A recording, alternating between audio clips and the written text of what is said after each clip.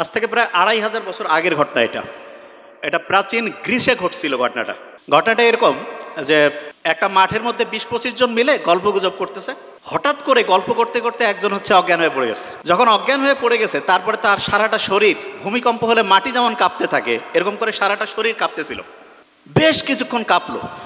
আশেপাশের লোক চিন্তা করতেছে এ নিশ্চয়ই বোধহয় কোনো অপকর্ম করছে, কোনো মনে হয় অন্যায় করছে, এই কারণে ঐশ্বরিক কোনো শক্তি তাকে অজ্ঞান করে এরকম করে শরীরের মধ্যে দেখতে পাচ্ছে না, কিন্তু যে পানিশমেন্ট দিচ্ছে, শাস্তি দিচ্ছে। তো এইরকম 1-1.5 মিনিট হওয়ার পরে কাঁপুনি যখন বন্ধ হলো, কিছুক্ষণ পরে এদিক ওদিক থেকে পানি নিয়ে এসে তার গায়ে ছিটাই দিছে। সেই লোকটা বলতেছে কি হয়েছে স্যার, কিছুই খেয়াল নাই। আশেপাশের লোক বলতেছে না, তোমার নিশ্চয়ই কোনো খারাপ কিছু করছো, তোমাকে আর আমাদের সাথে রাখা যাবে না, তোমার বিচার করতে হবে। বিচার করার জন্য তাকে ওইখানকার যে বিচারক কমিটি ছিল, মানে জোর জবরদস্তি করে টেনে হেসড়ে তাকে সেখানে নিয়ে গেছে। নিয়ে যাওয়ার পরে যারা বিচারক আছেন তারা জিজ্ঞেস করছে যে তোমার সম্বন্ধে যে অভিযোগ আসছে এইটার ব্যাপারে তোমার বলার কি আছে। তো ওই লোক তো অজ্ঞান হয়ে গেছিল, সে জানেও না যে কি করছে। সে বলতেছে আমি তো কিছুই জানি না, কিছুই খেয়াল করতে পারছি না। আশেপাশের সবাই বলতেছে যে না, এরকম ঘটনা ঘটছে, সে অজ্ঞান হয়ে গেছিল, তার সারাটা শরীর ভূমিকম্প হলে মাটি যেমন কাঁপতে থাকে তার সারা শরীর কাঁপতেছিল। তখন বিচারকরা এদিক ওদিক তাকাইলো, সবাই একই সাক্ষী দিচ্ছে এবং বিচারকরা বুদ্ধিশুদ্ধি করে বলল যে তুমি নিশ্চয়ই এমন কিছু করছো, এই সমাজে তোমার আর রাখা যাবে না, তোমাকে 1 সপ্তাহের মতো সময় এইখানে আমরা আলাদা করে, ওই যে করোনায় আক্রান্ত হইলে যেমন একদম আলাদা করে রাখতো না, শুধু আলাদা করে যে চেহারা দেখার বুদ্ধি নাই, খাবার দাবার দিত, এরকম করে 1 সপ্তাহ রাখবো, তারপরে তোমাকে এইখান থেকে দ্বীপ থেকে বের করে অন্য জায়গায় নির্বাসনে পাঠিয়ে দেওয়া হবে। তা প্রাচীন গ্রিস দেশে 2500 বছর আগে যখন যে কেউ এরকম ঘটনার মধ্যে পড়তো তখন তাকে এরকম করে জোর জবরদস্তি করে ওই বিচারকদের সামনে নিয়ে আসতো। বিচারকরা যখন শুনতো যে 8-10 জন বলতেছে যে হ্যাঁ এই লোকের এইরকম ঘটনাই ঘটছে, তখন তাকে 1 সপ্তাহ এক জায়গায় আটকে রাখার পরে তারপরে নির্বাসনে অন্য জায়গায় পাঠিয়ে দিত। তো এরকম করে প্রায় 15-20 বছর চলছে এই ঘটনা প্রাচীন গ্রিসে। হঠাৎ করে একটা অদ্ভুত ঘটনা ঘটছে।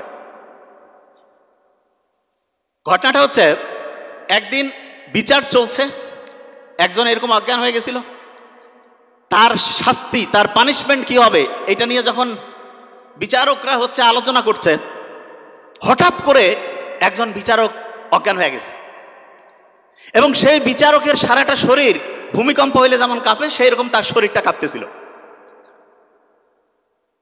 মানুষজন চিন্তা করতেছে যার প্রধান বিচারক, মানে বিচারকদের যে প্যানেল আছে তার মধ্যে প্রধান বিচারক যিনি, উনি অজ্ঞান হয়ে গেছে এবং তার সারাটা শরীর কাঁপতেছে। এখন অন্যান্য বিচারকরা চিন্তা করতেছে এনার বিচার কে করবে, এনাকে কি পানিশমেন্ট দেওয়া যাবে কিনা। এবং অন্য বিচারকরা বলতেছে না, আমরা যতদিন থেকে আসি ইনি তো আমাদের চিফ জাস্টিস, এনার তো কোনো রকমের অন্যায় দেখি নাই, কোনো খারাপ কাজ দেখি নাই, সারা জীবন খালি মানুষের উপকার করছে, এই লোক হঠাৎ করে অজ্ঞান হইল কারণটা কি। তখন ওনারা একটা সিদ্ধান্ত নিল যে আচ্ছা এইটার আসলে কি অন্য কোনো কারণ আছে নাকি, সেটা জানার কোনো বুদ্ধি আছে কিনা। তখন হঠাৎ করে একটা লোক হাত তুলছে, হাত তুলে বলতেছে যে গোটাল শরীর নিয়ে গবেষণা করে এরকম একজনের খোঁজ ওনার কাছে আছে। বলছে ঠিক আছে, তাহলে ওইখানে আমরা যাই, ওইখানে গিয়ে জানার চেষ্টা করি যে উনি এইটার অন্য কোনো কারণ আছে কিনা সেটা বলতে পারেন কিনা। একটা তদন্ত কমিটি ওই সবচাইতে জ্ঞানী লোক যিনি সারা শরীর নিয়ে গবেষণা করে ওনার কাছে চলে গেছেন, যে গোটাল ঘটনাটা সংক্ষেপে বলে দিয়েছেন। ওই জ্ঞানী লোক যার কাছে গেছে উনি আমরা যে মেডিকেল সায়েন্স পড়ি এইটার ফাউন্ডিং ফাদার, আসলে ফাউন্ডিং ফাদার বললে একটু ভুল হবে, ওনার নাম হিপোক্রেটাস। যারা ডক্টর তারা জানে যখন মেডিকেলে চান্স পায় তখন যার নামে ওথ দেয় তার নাম হিপোক্রেটাস। এবং ইন্টারেস্টিং জিনিস, উনি ওনাদের ঘটনাটা শুনে বলছে যে ঠিক আছে আমাকে কয়েকটা দিন টাইম দেন, আমি এটা নিয়ে একটু গবেষণা করি, একটু ভাবনা চিন্তা করি, তারপর আপনাদের বলবো। বাস ওনারা চলে গেছে। 1.5-2 সপ্তাহ পরে উনি ওনাদের কাছে লোক পাঠাইছে যে আমি কারণ খুঁজে পেয়েছি। সব লোক অধীর আগ্রহে অপেক্ষা করতেছে কারণটা কি। যখন হিপোক্রেটাসের 1-to-1 সামনাসামনি আসছে তখন উনি বলতেছেন যে আপনারা যে মনে করছেন যে কোনো ঐশ্বরিক শক্তি এ কোনো অপরাধ করছে, কোনো পাপ করছে, এই কারণে তাকে হচ্ছে যে অজ্ঞান করে এরকম করে মারধর করতেছে, আপনারা দেখতে পাচ্ছেন না, ব্যাপারটা মোটাই এরকম না। তা ব্যাপারটা কি বলছে? ব্যাপারটা হচ্ছে মাথার মধ্যে বিভিন্ন ক্রিয়া বিক্রিয়া হয়। এই ক্রিয়া বিক্রিয়া 440 হইলে যেমন ওই যে ভোল্টেজ আছে না, এমন হয়ে যায়, দেখা যাচ্ছে মেশিন টেশিন সব অকেজ হয়ে গেছে, ওর মাথা ওই সময় অকেজ হয়ে গেছে এবং এই কারণে সেন্সলেস হয়ে গেছে এবং সারাটা শরীর কাঁপতেছিল। এই কথা শোনার পরে অনেকে একটু বিশ্বাস করছে, অনেকে একটু অবিশ্বাসও করছে যে বিচারককে বাঁচানোর জন্য এরা কোনো ভিতরে ভিতরে কায়দা কানুন করছে নাকি। ওনারা ওইখান থেকে হিপোক্রেটাসের কাছ থেকে যখন ফিরে আসছে, আসার পরে ওনাদের কাছে আলাদা করে একটা লোক ওইখানে বন্দী করা ছিল, কিন্তু ওনা নির্বাসনে পাঠায়নি। কেন? কারণ হচ্ছে যে বিচারক নিজেই হচ্ছে যে অজ্ঞান হয়ে গেছে, যে আসলে কারণটা কি সেটা না জানা পর্যন্ত বের করা যাচ্ছে না। তখন করছে কি, এরা একটু রাগান্বিত হয়ে করছে যে না, নিশ্চয়ই সামথিং ইজ রং, কোথাও যেন একটু মিস্টেক হচ্ছে। কয়েকজন যে মাথা আঘাত করে দ্বিখণ্ডিত করে ফেলছে। মাথার খুলি যদি খুলে ফেলে তখন দেখা যাবে যে একটা গ্লাসের মধ্যে যদি পানি রাখি, ওর মধ্যে মাখন রাখলে যেমন হয়, গোটাল মাথাটার মধ্যে আমাদের ব্রেনটা অনেকটা মাখনের মতো। তো ওরা দেখতেছে কই কিছুই তো দেখা যায় না, কোনো ক্রিয়া বিক্রিয়া নাই, নিশ্চয়ই তাহলে ওই জ্ঞানী লোক কোনো কায়দা কানুন করে আমাদের মানে হচ্ছে যে বোকাশোকা বানাই দিচ্ছে। এরা আবার ওইখানে দৌড়েছে, যাওয়ার পরে বলছে যে কই আমরা তো কোনো ক্রিয়া বিক্রিয়া দেখতে পাচ্ছি না। উনি তখন ওনাদের বুঝাইছে যে দেখো, মাথার মধ্যে যে ক্রিয়া বিক্রিয়াটা হয়, এইটা যদি লক্ষ লক্ষ কোটি কোটি ক্রিয়া বিক্রিয়া এক জায়গায় করি, একটা ছোট্ট বালুকণার সমান হবে না। বলে তাই নাকি? কয় হ্যাঁ। বলছে যে মাথার মধ্যে ক্রিয়া বিক্রিয়া হচ্ছে এবং এইটার কারণেই এই লোকটা অজ্ঞান হয়েছে। আজ থেকে 2500 বছর আগে, যখন কোনো টেকনোলজি ছিল না, কোনো পরীক্ষা নিরীক্ষা ছিল না, তখন হিপোক্রেটাস এই ঘটনাটা বলছে। এবং এখন আমরা হচ্ছে মাথাকে স্ক্যান করি। স্ক্যান করার জন্য একটা পরীক্ষার নাম আছে, আমি কিন্তু ধরবো, বি কেয়ারফুল। পরীক্ষাটার নাম হচ্ছে ইইজি। কি নাম? আচ্ছা, মনে রাখার একটা সহজ বুদ্ধি বলি। হার্টের পরীক্ষা করার জন্য ইসিজি করি না, মাঝখানে সিটা কেটে দিব, সি এর জায়গায় ই দিব, ইইজি। কি নাম? ইলেকট্রোএনসেফালোগ্রাম। মানেটা কি? ব্রেইনের মধ্যে প্রতি মুহূর্তে তরঙ্গ চলতেছে, ঢেউ। আমি তো বলি কি যে আমাদের ব্রেইনটা হচ্ছে একটা সমুদ্রের মতো। সমুদ্রের কথা শুনলে প্রথম মাথায় কি আসে? ঢেউ। অ্যাবসলিউটলি ঢেউ। প্রত্যেক মুহূর্তে ব্রেইনের মধ্যে ঢেউ চলতেছে। অনেক স্টুডেন্ট যে অল্প পড়ে ভালো করে, সেই বুদ্ধি আজকে আমরা ইনশাল্লাহ শেয়ার করব। এবং হাফেজ যে হয় মানুষ, অল্প ব্রেন, মাথায় কিছু থাকে না, কোরআন পড়তে গেলে সে শিখে ফেলছে। আল্লাহ কোরআনের মধ্যে এমন একটা অসাধারণ সামঞ্জস্যপূর্ণ শৈলী দিয়েছেন, ব্রেইনের মধ্যে ওই ওয়েভটা তৈরি হয়, ওই তরঙ্গটা তৈরি হয়, যেই তরঙ্গ তৈরি হইলে পরে পড়ার লং টার্ম মেমোরি সেন্টারে রিজার্ভ হয়। প্রত্যেক দিন 5 ওয়াক্ত নামাজ পড়ি না, ব্রেইনের মধ্যে মোটা দাগে 5টা ওয়েভ আছে, মোটা দাগে 5টা ওয়েভ। এই 5টা ওয়েভের মধ্যে একটা ওয়েভ আছে সবচাইতে স্টুডেন্টের জন্য প্রয়োজনীয় ওয়েভ। এবং যে কোনো স্টুডেন্ট যে বুদ্ধিমান, সে চিন্তা করতেছে ওই ওয়েবটা যদি আমি তৈরি করতে পারি ব্রেইনে, আর তারপরে যদি আমি পড়ি, 1 ঘন্টায় 3-4 ঘন্টা পড়া হবে। এইটা তৈরি করার 2টা বুদ্ধি। একটা হচ্ছে ন্যাচারালি ব্রেইনের মধ্যে ওই ওয়েবটা তৈরি করা যায়, যেটা তৈরি করলে পরে অল্প একটু পড়লেই পড়া শর্ট টার্ম থেকে লং টার্ম মেমোরি সেন্টারে রিজার্ভ হওয়ার যে প্রক্রিয়াটা, এটা ফাস্ট হবে। আরেকটা আছে আর্টিফিশিয়ালি। আর্টিফিশিয়ালি মানে আমরা নিজেরা চাইলে পরে ব্রেইনের মধ্যে ওই ওয়েবটা তৈরি করতে পারবো। বেশিরভাগ জনের মাথায় আসতেছে যে আসলে ওই ওয়েবটার নাম কি, ঠিক না? 100% তাই তো আসার কথা, যে ওই ওয়েবটার নাম কি, যে সবচেয়ে দামি ওয়েব যেটা আমাদের দরকার, ওই ওয়েবটা আসলে তৈরি হয় কিভাবে? আর ওই ওয়েবটা আমরা ন্যাচারালি তো তৈরি হলে তো আলহামদুলিল্লাহ, আর্টিফিশিয়ালি যদি তৈরি করতে পারি তাহলে সেটার সিস্টেমটা কি হবে, তাহলে স্টুডেন্ট ভালো হয়ে যাবে। একটা জিনিস, এবং আজকে আমরা যা যা আমি বলছি আমার কিন্তু খেয়াল আছে এবং ঘড়িও আছে, আমি কিন্তু ধরবো র্যান্ডম। এবং ধরার ক্ষেত্রে আমি একটা ক্লু দেই। ব্রেইনের প্রথম পরীক্ষার জন্য আমরা বলছিলাম ইসিজি না ইইজি? অ্যাবসলিউটলি ইইজি, ঠিক না? ইইজি। ব্রেইনের মধ্যে ওয়েভ কয়টা? 5টা। সবচেয়ে ভালো আছে একটা ওয়েভ, যেই ওয়েভটা থাকলে পড়ে পড়া দ্রুত শর্ট টার্ম থেকে লং টার্ম মেমোরি সেন্টারে যাবে এবং পড়াটা সহজে আয়ত্তে আসবে। এই ওয়েভটা ইংরেজির প্রথম বর্ণের নাম কি? এ দিয়ে শুরু, আলফা ওয়েভ। কি নাম? Alpha wave. এবং আলফা ওয়েভ এইটা যখন ব্রেইনে তৈরি হয়, প্রতি মুহূর্তে 8টা থেকে 12টা, প্রতি সেকেন্ডে 8টা থেকে 12টা ঢেউ চলে। কয়টা? 8টা থেকে 12টা। এখন অনেকে বলতে পারে যে ভাইয়া ব্রেইনের মধ্যে যদি জলোচ্ছ্বাস হয়, যে খুব ঢেউ বাড়তেছে, তাইলে কি হবে? তাহলে যেটা হয় সেটার নাম হচ্ছে গামা ওয়েভ। কি নাম? Gamma wave. ওই সময় প্রতি সেকেন্ডে ব্রেইনে 40টারও বেশি, 60টা পর্যন্ত ঢেউ উঠতে পারে। বেশি ঢেউ উঠলে পরে ব্রেইনে যা রাখতেছি সব ভাষায় নিয়ে চলে যাবে, ব্রেইনে আর রিজার্ভ হবে না কিছু। এই জন্য ব্রেইনে রিজার্ভ করার জন্য আমাদের আলফা ওয়েভ রাখতে হবে, আলফা ওয়েভ। এখন প্রশ্ন হলো, আলফা ওয়েভ ব্রেইনে ন্যাচারালি কখন তৈরি হয় সেটা আগে বলি। মুহাম্মদ সাল্লাল্লাহু আলাইহি ওয়াসাল্লাম যে বলছে যে রাতের এশার নামাজের পরে উনি কোনো মিটিং, কোনো মিছিল কিচ্ছু রাখতো না, কোনো কথা নাই, স্ট্রেট বেড, সোজাসুজি ঘুম। আর্লি উনি ঘুমাইতো। আমাদের ডক্টরদের মধ্যে অনেকের লাইফস্টাইল খুবই খারাপ, যত বড় অফিসার লাইফস্টাইল তত খারাপ। কয় যে লেট নাইট প্রোগ্রাম, শয়তানি প্রোগ্রামের অন্য আরেকটা নাম, believe me. Late night program, কিসের লেট নাইট? যা হবে আর্লি। এবং ঠিক এশার নামাজের পরে যদি আমরা ঘুমাই, তাহলে ইনশাআল্লাহ আমাদের ব্রেইনের মধ্যে একটা সুপার ক্লক আল্লাহ বসায় রাখছে, হাইপোথ্যালামাসের মধ্যে আছে, টিক টিক টিক টিক করে চলতেছে, ওর কোনো টাইম দেখা লাগে না, অটোমেটেড অ্যালার্ম সেট আপ করা আছে, অ্যালার্ম বাইর থেকে ঘড়িতে দেওয়া লাগবে না। কেউ যদি এশার নামাজের পরে ইনশাআল্লাহ ঘুমায় যায়, ভোর 3টা, 3:30, 4টার মধ্যে ঘুম থেকে উঠবে। কিন্তু ইন্টারেস্টিং পয়েন্টটা ওই জায়গায় না। ইন্টারেস্টিং পয়েন্টটা হচ্ছে, বেশিরভাগ স্টুডেন্ট বলে যে আমি রাতে ঘুমাইলাম 12টায়, সকালে উঠলাম 7টা, 7 ঘন্টা তো আমি ঘুমাইলাম। আর একজন ঘুমাচ্ছে রাত 9টায়, সে উঠলো ভোর 4টায়, সেও 7 ঘন্টা। তো অনেকের মাথায় আসে যে 7 ঘন্টা ঘুমাইলে হয়েছে, কখন ঘুমাই, টাইম তো 7 ঘন্টায় হয়েছে, ব্রেন বোধহয় ঠিকভাবেই কাজ করতেছে। নো, এটা ভয়ঙ্কর একটা মিস্টেক, ভয়ঙ্কর। ব্রেনটা রিচার্জ হওয়ার জন্য সবচাইতে দামি প্রসিজার যতগুলো পদ্ধতি আল্লাহ দিয়েছে, তার মধ্যে নাম্বার 1 হচ্ছে ঘুম। এখন ঘুমের মধ্যে ব্রেনটা চার্জ হয়, কিন্তু চার্জিং এর সিস্টেমের মধ্যে একটু আল্লাহ টেকনিক লাগাই দিছে।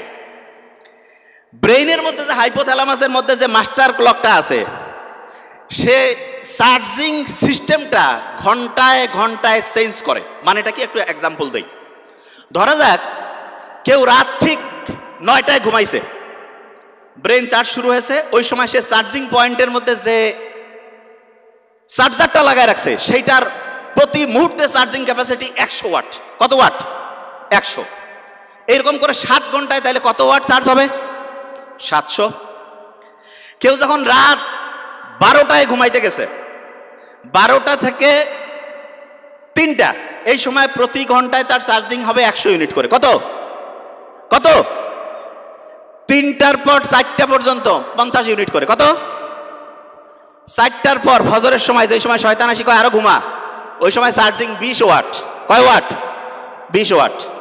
অনেক ছেলে মেয়ে আছে কয় আমি মাগরিবের সময় আমার দিন শুরু, ফজরের পরে আমার দিন হচ্ছে রাতের ঘুম শুরু। মানে রাতে সে ঘুমাইতে যায় ফজরের পরে, এবং সে বলে যে আমি 8-9 ঘন্টা ঘুমাই।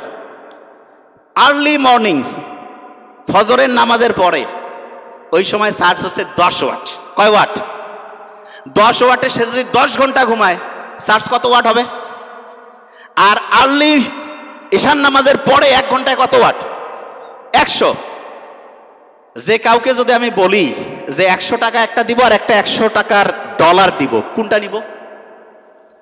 মূর্খ কবে ভাই আমার ডলার লাগবে, ঠিক না? তাহলে যারা বুদ্ধিমান বুদ্ধিমতী তারা রাতে আর্লি ঘুমাবে নাকি ফজরের সময় ঘুমাবে? আর্লি ঘুমাইলে কি ডলার পাবো না টাকা পাবো? 100 ওয়াট করে প্রতি মুহূর্তে চার্জিং হবে। এখন অনেকের মাথায় একটা প্রশ্ন আসে যে ভাই এটা কিভাবে কাজ করে, কারণটা কি? আল্লাহ ওই যে ঘড়ি হাইপোথ্যালামাসের মধ্যে বসায় রাখছে, সেইখানে ঘুমের মধ্যে 2টা ভাগ করছে। একটা হচ্ছে ডিপ স্লিপ, কি নাম? আরেকটা হচ্ছে বলা যেতে পারে হালকা স্লিপ। বুঝার জন্য কি স্লিপ? হালকা। তার মানে একটা হচ্ছে ওই যে চার্জিং এর জন্য আছে না, যে পাওয়ারফুল চার্জিং, ওই যে খুব দ্রুত হয়, এইটা হচ্ছে ডিপ স্লিপ। কি স্লিপ? Deep sleep. আল্লাহ এমন মেকানিজম করছে, ডিপ স্লিপটা হবে রাত 9টা 10টা থেকে শুরু করে ভোর 3টা পর্যন্ত। কয়টা? রাত 9টা 10টা থেকে ভোর 3টা। এবং ইন্টারেস্টিং পয়েন্ট, আমরা যে ঘুমাই প্রত্যেকটা ঘুমের চক্র 90 মিনিট। ফুটবল, ক্রিকেট যে আমরা খেলা দেখি, ফুটবলও দেখি, ফুটবল কতক্ষণ করে চলে একটা সেশন, একটা ম্যাচ কতক্ষণ? 90 মিনিট। এই 90 মিনিটের মধ্যে এইরকম একটা ম্যাচ হয়ে গেল, আমার ব্রেইনের মধ্যে একটা সাইকেল পূরণ হয়ে গেল। কয়টা সাইকেল? একটা। এবং প্রথম রাতে আমি যখন ঘুমাবো, প্রথম রাতে, তখন আমার ডিপ স্লিপটা বেশি হবে। কোন স্লিপ?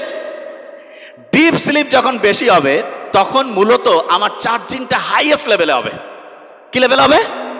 হাইয়েস্ট লেভেলে। আচ্ছা, যে জায়গায় আমি ছিলাম, প্রত্যেক স্টুডেন্টের মধ্যে আমার মনে হয় প্রত্যেক স্টুডেন্টের মধ্যে যে প্রশ্নটা আসছে, আমরা তাহলে ঘুমাবো ঠিক এশার নামাজের পরে, তাহলে আমাদের ব্রেইনের চার্জিংটা হবে 100 ওয়াটের। কত ওয়াট? 100। আচ্ছা, পড়ার ক্ষেত্রে মোস্ট ইম্পর্টেন্ট, ব্রেইনে কোন ওয়েভ দরকার? Alpha wave. ন্যাচারালি আলফা ওয়েভটা আমি পাবো আর্লি মর্নিং। আর্লি মর্নিং মানে হতে পারে ভোর 4টা 5টা থেকে সকাল 8টা 9টা। এই সময়ে ব্রেইনে আলফা ওয়েভ থাকে এবং আলফা ওয়েভের ঢেউ প্রত্যেক মুহূর্তে 8 থেকে কত? 8 থেকে 12। এই সময়ে 1 ঘন্টায় যে পড়া হবে, দিনের অন্য সময় যখন ব্রেইনে আলফা ওয়েভ নাই, ওই সময় ওই 1 ঘন্টার পড়া পড়তে 4-5 ঘন্টা লাগবে। তার মানে হচ্ছে একটা মুসলমান স্টুডেন্ট বা যে কোনো, সে যে ধর্মেরই হোক, কারণ ব্রেইন সবার জন্য সেম ওয়েতে কাজ করবে। আল্লাহ সবার জন্য কিছু জিনিস ইউনিভার্সাল করে দিয়েছেন। একটা ব্রেইনের মধ্যে আলফা ওয়েভ তৈরি করে যখন স্টুডেন্ট পড়তে থাকবে, তখন দেখা যাবে যে সেই স্টুডেন্ট 1 ঘন্টা পড়লে পড়ে 4-5 ঘন্টার পড়া তার ব্রেইনের শর্ট টার্ম থেকে long term memory centre reserve হওয়ার প্রক্রিয়া গতিশীল হবে। তার মানে যেই স্টুডেন্ট আর্লি মর্নিং পড়বে সে আলফা ওয়েভ পাচ্ছে এবং তার পড়ার গতি খুব দ্রুত হচ্ছে। এটা হচ্ছে ন্যাচারালি। এখন অনেকে বলতে পারে যে ভাই আমি ন্যাচারালি তো জানলামই, আমি কৃত্রিমভাবে ব্রেইনে আলফা ওয়েভ তৈরি করতে চাই, সেইটার কোনো বুদ্ধি আছে কিনা? এটা সবচেয়ে ইন্টারেস্টিং, যে আমি কৃত্রিমভাবে যদি তৈরি করতে পারি, যখন মন চাইলো তখন ব্রেইনে আলফা ওয়েভ নিয়ে আসলাম, তার মানে অল্প সময়ে পড়লাম, পড়া হিউজ ভাবে হচ্ছে ইম্প্যাক্ট করে ফেললো। এইটার জন্য আল্লাহ অসাধারণ একটা সিস্টেম দিয়েছেন আমাদের। এবং আমি আশা করব যে কোনো পর্যায়ের লোক, যে কোনো, এখন থেকে এই জিনিসটা ফলো করতে পারে। সেটা কি? বিজ্ঞানীরা অবাক হয়েছে, আমরা যখন নামাজের মধ্যে দাঁড়াই, নামাজ যখন কেউ পড়ে এবং মন দিয়ে নামাজ পড়া বলতে কি, আমি এখন একটা ঘটনায় আসছি, মন দিয়ে কেউ যখন নামাজ পড়ে, ওই সময় তার ব্রেইনের মধ্যে আলফা ওয়েভ তৈরি হয়ে যায়। কি হয়? Alpha wave. নামাজ পড়ে আসলাম, এবং ইসলামে কিন্তু ফরজ নামাজটা মসজিদে পড়ার পরে অন্য যে কোনো নামাজ বাড়িতে পড়তে উৎসাহিত করছে। আমার তো মাঝে মধ্যে মনে হয় যে বাড়িতে নামাজ পড়েই বইটা একটু হাতে নেওয়া উচিত। বইটা একটু হাতে নিলাম, নিয়ে একটু যদি পড়ি, ব্রেইনে আলফা ওয়েভ তৈরি হয়েছে। আচ্ছা, অনেকের মাথায় প্রশ্ন আসে যে ভাই নামাজ পড়লাম, ব্রেইনে আলফা ওয়েভ তৈরি হলো, কতক্ষণ থাকবে? এটা বোঝার একটা এক্সাম্পল দিই। ফ্যান একটা চলতেছে, যদি বন্ধ করি সাথে সাথে কি অফ হবে? কিছুক্ষণ ঘুরবে না? অ্যাবসলিউটলি এই ঘটনাটা ব্রেইনে ঘটে। যখন আলফা ওয়েভ, নামাজ পড়লাম, নামাজের পরে যদি 20টা মিনিট পড়ি, 20 মিনিটে দেখবো অন্য সময়ের 1.5-2 ঘন্টার পড়া হয়ে গেছে। তাইলে আর্লি মর্নিং 4-5 ঘন্টা, আর প্রত্যেকবার নামাজ পড়ছি, নামাজ পড়ার পরে যদি 20 থেকে 25 মিনিট করে পড়ি, ইনশাআল্লাহ ব্রেইনে দেখবো 20 মিনিটে 2-2.5 ঘন্টার পড়া হয়ে যাবে। তার মানে বাকি টাইম অন্য যে কোনো কাজই করি না কেন, ইনশাআল্লাহ আমার পড়া একাডেমিক, তারপরে অ্যাডমিশন যেই লেভেলে আমি পড়তে চাই, ইনশাআল্লাহ অসাধারণ প্রিপারেশন হয়ে যাবে। এখন হাফেজ যারা হয় তারা পরে আল্লাহর কালাম পড়ে, ঠিক না? এবং কোরআনের গঠন শৈলী কেউ যদি অ্যানালাইসিস করে অবাক হয়ে যাবে, এত সুন্দর মিল। আমি তো আরবি পড়ি, বোঝার চেষ্টা করি। কেউ যদি সূরা নাসটা পড়ে, নিশ্চয়ই মনে মনে একটু আমরা যদি পড়ি, হ্যাঁ, কুল আউযু বিরাব্বিন নাস, মালিকিন নাস, সবগুলোর মধ্যে একটা কি অসাধারণ ছন্দ আল্লাহ দিয়ে রাখছেন। এবং এই ছন্দটা এমন যেটা ব্রেইনটাকে তরঙ্গগুলোকে হচ্ছে কুল ডাউন করে আলফা ওয়েভে আনতে হেল্প করে। তার মানে নামাজের টাইম নাই, মন চাচ্ছে যে আমি একটু পড়া আমার আলফা ওয়েভে পড়বো, কোরআনটা বের করে সূরা ফাতিহাটা একটু পড়ি, আর কিচ্ছু করা লাগবে না, তারপরে হচ্ছে 20 মিনিট পড়বো, ব্রেইন আলফা ওয়েভে ইনশাআল্লাহ 20 মিনিট অটোমেটিক কাজ করবে। অনেকে মনে করে কোরআন পড়তেছি টাইম লস হবে, মূর্খ।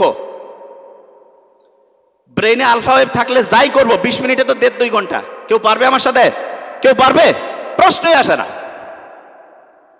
কোরআন যখন পড়ে কেউ, দেখা যাচ্ছে ক্লাসের পড়া হয় না, সাধারণত হাফেজিতে, সাধারণত এখন আল্লাহর রহমতে ট্রেন্ড চেঞ্জ হয়েছে, দেখা যায় যেই ছেলে মেয়ের কোনো বুদ্ধিশুদ্ধি নাই, কাউকে আল্লাহর রাস্তায় দিয়ে দাও, আল্লাহর রাস্তায় দিল, কিন্তু দেখা যাচ্ছে সেও হাফেজ হয়ে আসছে, ঠিক না? তা আল্লাহ তো বলছে যে আমি তো তোমাকে হেল্প করবই, এবং আল্লাহ যে প্যাটার্ন দিয়েছে সেইখানে কোরআন পড়ার পরে আলফা ওয়েভ তৈরি হয়, দ্রুত তার পড়া, দেখা যাচ্ছে শর্ট টার্ম থেকে লং টার্ম মেমোরি সেন্টার রিজার্ভের প্রক্রিয়াটা গতিশীল হয়। তার মানে আমরা 3টা জিনিস অলরেডি শিখছি, শেয়ার করেছি 3টা জিনিস। নাম্বার 1, আর্লি মর্নিং যদি পড়ি ব্রেইনে কোন ওয়েভ? আলফা। যখন নামাজ পড়লাম তারপরে কোন ওয়েভ? যখন কোরআন পড়লাম তারপরে কোন ওয়েভ? আলফা। 3টা বুদ্ধি পেয়েছি। আচ্ছা, এখন একটা প্রশ্ন আসে, সেটি হচ্ছে অনেকেই বলে যে ভাই আমি তো নামাজ কালাম পড়ি, রোজা রাখি, সবই আছে, একটু ইসলামের বাইরে অন্য কোনো কিছু করি, তা কি এমন হবে? ভালো আমল আর এদিক খারাপ আমল কাটাকাটি করে কিছু থাকলে তো আমি ডান হাতে আমল নামা পেয়ে বেহেশতে চলে যাব, এরকম চিন্তা কিন্তু অনেকের মাথার মধ্যে আছে। তাই এইরকম একটা প্লেনের মধ্যে 2 জন যাত্রী পাশাপাশি বসা, একজন মুসলমান আর একজন অন্য ধর্মের। অন্য ধর্মের বলতেছে যে, অফার করছে যে একটু ওয়াইন খাও, তা বলছে না না আমি কেন ওয়াইন খাবো, আমি মুসলমান। আরে বাবা তুমি কি এখন মসজিদে আসো নাকি, ওয়াইন খেলে কি হবে? বলছে না আমি ওয়াইন খাই না। তখন যে ওয়াইন অফার করতেছে সে বলতেছে যে তোমাদের যে কি ধর্ম রে বাবা, গির্জায় গেলে আমরা ওয়াইন খাই না, তোমরা আবার মসজিদ না মানে হচ্ছে বাড়ি না, একটু ফ্লাইটের মধ্যে একটু রিল্যাক্স করবা তবু ওয়াইন খাবা না, ব্যাপারটা কি? তখন পাশে বসা যে মুসলমান সে বলতেছে যে এই গাড়ির মানে ফ্লাইটে তো যে এটার যে চালক তিনি কিন্তু খ্রিস্টান। বলছে হ্যাঁ খ্রিস্টান, ইউরোপের ঘটনা। তা বলতেছে আচ্ছা ওনাকে যদি এখন মদ খাওয়ানো হয় তুমি কি জানার পরে এই ফ্লাইটে যাবা? কয় না আমি কেন যাবো। কয় কেন যাবা না? বলছে উনি তো এখন ডিউটিতে আছে, ডিউটিতে কেন হচ্ছে মদ খাবে? তখন ওই মুসলমান বলতেছে যে আমাদের মুসলমানের গোটাল জীবনটাই হচ্ছে অন ডিউটি।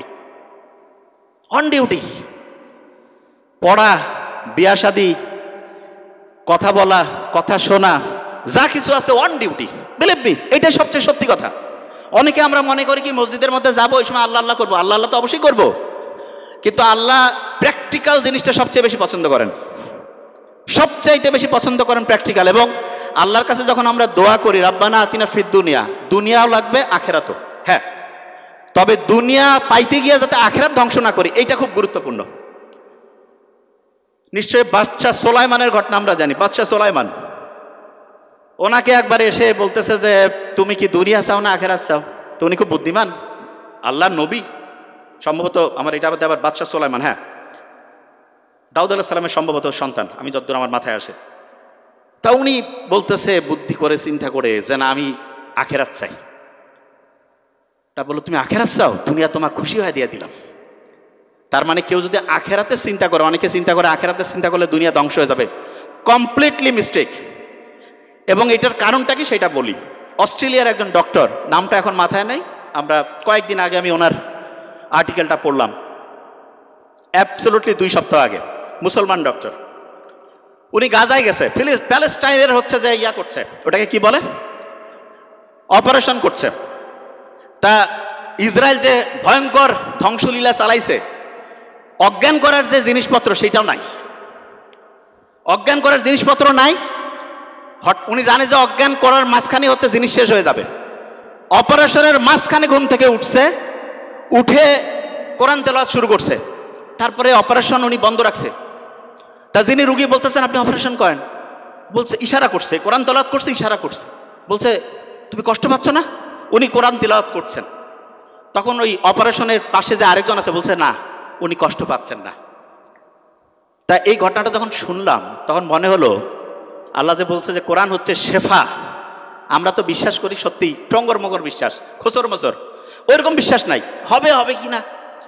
এবং সত্যিকার অর্থে অ্যানেস্থেটিক মানে অজ্ঞান করার যে জিনিসপত্র একটা নাই, কিন্তু আল্লাহর রহমতে সে কোরআন তেলাওয়াত করছে, কষ্ট পাচ্ছে না। ওই ঘটনাটা জানি তো, আলী রাদিয়াল্লাহু তাআলা আনহুর যে পায়ের মধ্যে তিল লাগছিল, নামাজের সময় বের করতে বলছে।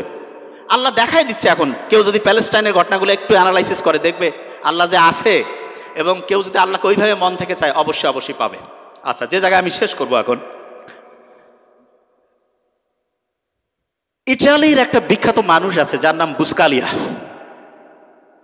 উনি যেখানে যাইতো ওনার কথা শোনার জন্য হাজার হাজার মানুষ এসে উপস্থিত হইতো। তো ওনাকে একদিন জিজ্ঞেস করছে যে আপনি এত কিছু জানেন কি করে? উনি বলতেছে যে আমাদের ফ্যামিলিতে আব্বার একটা অদ্ভুত নিয়ম ছিল। সেই নিয়মটা হচ্ছে এরকম, প্রত্যেক দিন রাতের খাবারটা আমার বাবা আমাদের সব ভাই বোনকে একসাথে নিয়ে খাইতো, এবং প্রত্যেক সন্তানকে তিনি আলাদা করে জিজ্ঞেস করতেন, what did you learn for the day? আজকের জন্য তুমি কি শিখছো? প্রত্যেককে বলতে হইতো। একজন যদি ঠিকভাবে বলতে না পারে যে আমি আজকে কিছু শিখি নাই, খাবার টেবিলে খাবার রেডি, এক এক করে সবাই উত্তর দিচ্ছে, একজন বলছে আমি ঠিক আজকে কি যে শিখছি বুঝতেছি না, বাবা বলতো খাবার একটু দেরি হবে, বই নিয়ে আসো, পড়ো, সবাই মিলে শিখি, তারপরে খাবো। তা বুসকালিয়া বলতেছে যে আমরা যখন ছোট ছিলাম আব্বার এই অদ্ভুত আচরণে খুব বিরক্ত হইতাম, যে কি টর্চার শুরু করছে আমাদের। তা প্রত্যেক দিন বিকালবেলা প্রত্যেক ভাই বোন একজন আরেকজনকে বলছে, তুই কি শিখছিস আজকে বল। একজন যদি কেউ না শিখে, কারণ ওর জন্য সবারই খাওয়া বন্ধ, পরে শিখতে হবে তারপরে খাবে, তখন প্রত্যেকেই একদম রেডি বসে সবাই বলা শুরু করে দিছে। এমন হয়েছে একসাথে কয়েকজন, তাড়াতাড়ি বলতে হবে, তাড়াতাড়ি খাইতে হবে, ছোট্টবেলায় যেটা হয়। তা আমি অভিভাবকদেরকে বলবো, আপনি আপনার সন্তানের জন্য একটা কাজ করেন, জাস্ট ওয়ান। সেটা কি? প্রত্যেক দিন সে কি শিখছে সেটা আপনি শোনার চেষ্টা করেন। প্রত্যেক দিন কি শিখছে সেইটা শোনার চেষ্টা করেন। এবং এক্ষেত্রে আমি সবসময় বলি, শোনার তো এখন টাইম নাই, টেকনোলজির কিছু ভালো ব্যবহার আছে। ছেলে মেয়ে দূরে পড়ে, কোনো সমস্যা নাই, একটা চমৎকার ডায়েরি তাকে কিনে দেন। ডায়েরিতে বলেন যে প্রত্যেক দিন বাবা তুমি আমাকে হচ্ছে ডায়েরিতে এই যে এরকম করে লিখে দিবা, তোমার 30 দিনের জন্য মান্থলি ধরো বরাদ্দ 10,000 টাকা, প্রত্যেক দিনের ডায়েরি লেখার জন্য তুমি 300 টাকা পাবা। মাসে যদি তুমি 20 দিন ডায়েরি জমা দাও 6,000, 4,000 নাই, কিচ্ছু করা লাগবে না। ছোট্ট মানুষ তো, সে চিন্তা করবে আমার এই টাকাটার দরকার আছে, ঠিক না? তুমি ডায়েরি লিখে দিবা না, তোমার কিছু করতে হবে না, ওকে ফাইন, দেখা যাবে তুমি 4,000 টাকা কম পেয়ে কীভাবে চলো। এবং এটা রেগুলার করতে হবে। আমার ছোট ভাই ওইখানে আছে, ডক্টর নোবেল, তারা যখন কলেজে পড়তো আমি ওদেরকে রসুন আর গরুর মাংসে ঝোল দিতাম। আমি মেডিকেলে পড়তাম, তা আমার বন্ধু, আমার রুমমেট যারা বলতো, দোস্ত তুই এরকম কেন রে, একটু গোস্ত দিবি। আমি বলছি না, এখন গোস্ত খাইলে ভবিষ্যতে গোস্তের কি আকর্ষণ সেটা থাকবে না। এই জন্য অনেকে আছে না, সন্তানকে সব কিছু দিয়ে দেয়, মোটেই না। আপনার যা কিছু আছে ওইটা যদি সন্তান বুঝেছে ওইটা ওর, আপনার সন্তান ধ্বংস হওয়ার সম্ভাবনা 99%। এই জন্য সন্তানকে কষ্ট করাইতে শিখবেন, এবং এটা ম্যান্ডেটরি। এবং তাকে বুঝাতে হবে যে বাবা তুমি যেই ফ্যাসিলিটি পাচ্ছ এটা হচ্ছে এক্সট্রা, তোমাকে নিজে সব কিছু করে সামনে তোমার হিসাব, তোমার আমল তোমার হবে। আমার এখানে যেটা আছে এটা যে তুমি পাচ্ছ এটা তোমার এক্সট্রা দিচ্ছি তোমাকে। এবং সত্যিকার অর্থে সন্তানকে আমরা যেইভাবে মানুষ করব সেরকম হবে, তা আশা করছি। প্রথম আরেকবার ধরে ফেলি, সবচেয়ে ব্রেইনের জন্য ভালো ওয়েব কোনটা? নামাজের পরে, কোরআন তেলাওয়াতের পরে, যখন রাত 9টা 10টা থেকে ভোর 3টা, কত ওয়াট? তাহলে আর্লি ঘুমানো সবচেয়ে পারফেক্ট। আর পড়ার জন্য সবচেয়ে সেরা সময় কোনটা? Early morning. আর অন্য সময় পড়লে কোরআন পড়ি, নামাজ পড়ি, তারপরে 20 মিনিট পড়ি। এবং অভিভাবকদেরকে বলবো প্রত্যেক দিন ডায়েরি রাইটিং ম্যান্ডেটরি করুন। Thank you so much.